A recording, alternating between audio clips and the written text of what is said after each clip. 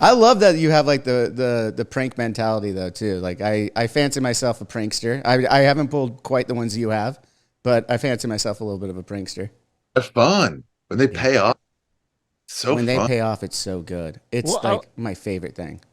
Johnny's like the one not nearly to your level, but you guys are scary as fuck because you can't prank you guys because you guys will take it one step further.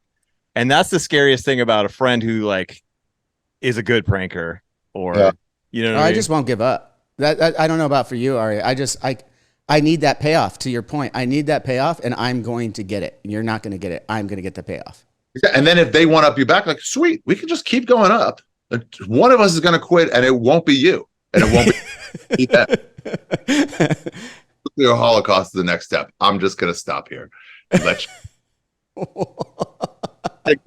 I wrong me in some light way at the Comedy Store. I think, well, I guess it's prank on prank. We this Bobby Lee peed on this guy's car, this other comedian's car, and he was trying to get this guy to give him a hug. The guy was homophobic. He was like, "I'm not giving you a hug." And Bobby dropped his pants and said, "Come on, give me a hug." I was like, "I wasn't going to give you a hug when your dick wasn't out. Like, I'm definitely not giving you a hug." He was chasing him down Sunset Boulevard, wouldn't give him a hug. Then he went over to this guy James's car and he goes, "James, give me a hug or I'm going to piss on your car." James like, "Please don't do that." He just pissed all over the hood. He was livid. He was so mad. So Bobby saw I went too far. So he took us all out to Jerry's Deli. I don't know if it's still open, but and we were poor, so it went a long way. We got a nice big pastrami sandwich and some French fries. So he's like, "All right, we're forgiven." So afterwards, Bobby runs out to this guy's car, pisses on it again, goes, "Ha ha," and then jumps in his car and goes off. And this guy, James, is fucking shaking with rage.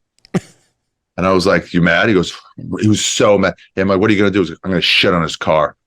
And okay, fair enough. So I don't know. One level up. A week later, Bobby's off at some bar or some club, a comedy club down the street with another friend. He left his car in the parking lot of the Comedy Store. I'm like, "Look whose car is left in the parking lot." And he's like, "Oh." I'm like, "You said you were going to shit on his car." I'm egging him on. He's like, "You said you were going to shit on his car." And he goes, "But I just took a shit like an hour ago." I'm like, "I'll do it for you."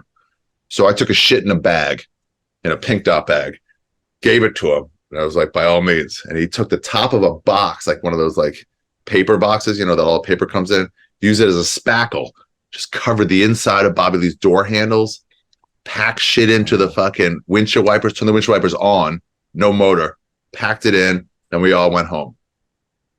And Bobby comes back at like 3 a.m. with his friend. The friend's the first one, touched the driver's side. But he got the passenger side door too, in case he brought a girl home with him. That's some good methodical shit right there. Right? I like it. We went deep. There was a lot of shit too. There was, the guy, Aaron Cater, is this Palestinian guy. Sorry. But got it first, goes, "Ew." Bobby goes, "Ew, what?" Tries his door handle. Shit all over his hands. No, nothing's open. So there's nowhere to go. So you try to wipe it off in cement. That's not doing it. No. Human tries to walk down Sunset, going business to business, because he went to the Standard. "Can I wash my hands?" They're like, "No." They're like, "Get the fuck out of here." They had to walk all the way down to 3 o'clock in the morning. You're just coming back from a club with shit all over your hands. Gas station along Laurel Canyon, like a while down there. Finally got a hose, wiped it off. Was so mad. Paid a homeless guy $20 to like clean out the car handle with a stick. And then he called me. I got the message like in the next morning. He goes, "Ari, I know this was you. I'm so mad at you. I'll deal with this tomorrow. I know you had something to do with this." And right as he's leaving the message, he turns the car on. The windshield wipers are already set to on. Starts spreading shit all over his fucking. It was glorious. That is so fucking good. It was glorious. And to hear it pay off, to be there for it, even though I wasn't there, is like the Lord bless you sometimes. Because all you can do is you just picture what is going through Bobby's head when he fucking turns it on and just sees after everything, after he's already cleaned it up. After everything, there's not enough windshield wiper fluid to clean off packed shit all over. Screaming, he just loses it. Anyway, so Duncan Trussell, this great comedian, is a talent coordinator at the Comedy Store. We just made up that the owner found out about it and is mad about it and wants to know about it. We just made that up. She never found out. Nobody's going to tell on anybody. So James writes this long letter saying, I convinced him to do it. I'm the one who put it in his door, which was wrong. He just tells on me right and left. And I was like, okay. So I was like, hey, print up that email. And I held it for about a year. And then we went down to San Diego. There's a comedy store in La Jolla. We go down there. I had that thing with me for legitimately 11 months or more. And we all did spots on Tuesday, and then we did spots on Wednesday, and then you drive back. But Wednesday, I made sure that James is on last of all of us. He goes on. I tell the other guy, Rick Ingram's like, hey, I'm leaving. You can either come with me or you can stay here. He's like, what do you mean? We're poor comics at the time. And I'm like, I'm leaving. He goes, can you explain? I'm like, I can explain in the car. Get in the car. He's on stage for 8 minutes, comes off.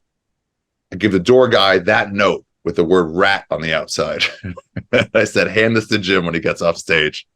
And he was like, this, opens it up, reads his letter from a year ago that he didn't know I even saw. And he goes, fuck, where's Ari? I'm like, I think he left. He's like, what do you mean he left? We live in LA. What do you mean he left? He's like, he's gone. And yeah, I just left him in San Diego. Yeah, you guys were driving together, so you were his ride. There, he had no way back. He figured out a train the next day, how to get back. Like I don't know how to take the train from San Diego. There was one. At that point, he just stopped fighting back. He's like, all right, wait, white flag comes up. I'm fucking done.